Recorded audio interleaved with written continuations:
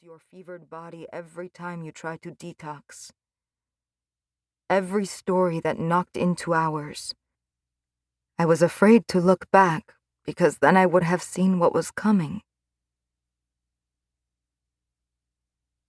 1.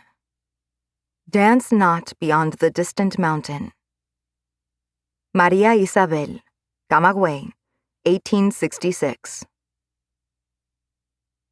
At 6:30, when all the cigar rollers sat at their desks before their piles of leaves and the foreman rang the bell, Maria Isabel bent her head, traced a sign of the cross over her shoulders, and took the first leaf in her hands.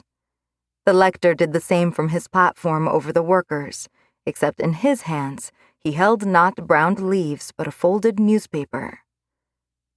"Gentlemen of the workshop," he said, "we begin today with a letter of great import from the esteemed editors of La Aurora.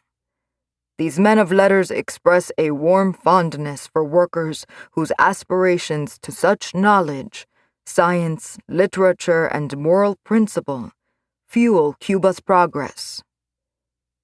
Maria Isabel ran her tongue along another leaf's gummy underside, the earthy bitterness as familiar a taste by now as if it were born of her. She placed the softened leaf on the layers that preceded it, the long veins in a pile beside. Rollers, allowed as many cigars as they liked, struck matches and took fat puffs with hands tented over flames. The air thickened. Maria Isabel had by then breathed so much tobacco dust she developed regular nosebleeds, but the foreman didn't permit workers to open the window slats more than a sliver. Sunlight would dry the cigars. So she hid her cough. She was the only woman in the workshop.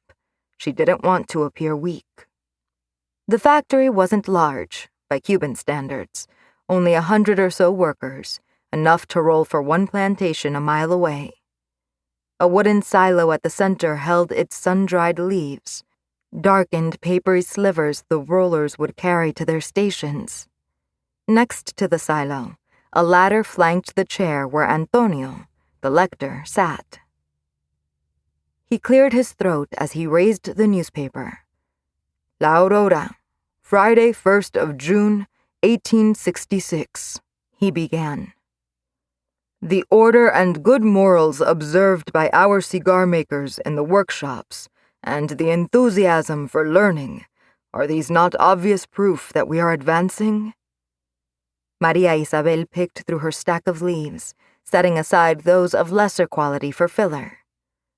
"Just go into a workshop that employs 200, and you will be astonished to observe the utmost order. You see that all are encouraged by a common goal, to fulfill their obligations." Already a prickling warmth spread across Maria Isabel's shoulders. The ache would grow into a throb as the hours passed, so that by the end of the workday, she could barely lift her head. To fulfill their obligations, to fulfill their obligations. Her hands moved of their own accord. The bell would ring, and she'd look at the pile of cigars, smooth as clay, surprised she'd rolled them all. She imagined the layers of brown melding into one another endlessly, desks becoming walls, leaves becoming eyes, and sprouting arms moving in succession until everything and everyone were part of the same physical poetry, the same song made of sweat. Lunchtime. She was tired. A single dirt road in this town led past the factory's gate and continued on to the sugar plantation a mile down, both owned by a Creole family, the Porteños. Maria Isabel walked this path home, one that snaked through the shadows and gave her brief reprieves from the punishing sun. She thought of Antonio's words. Study has become a habit among them. Today they leave behind the cockfight in order to read a newspaper or book.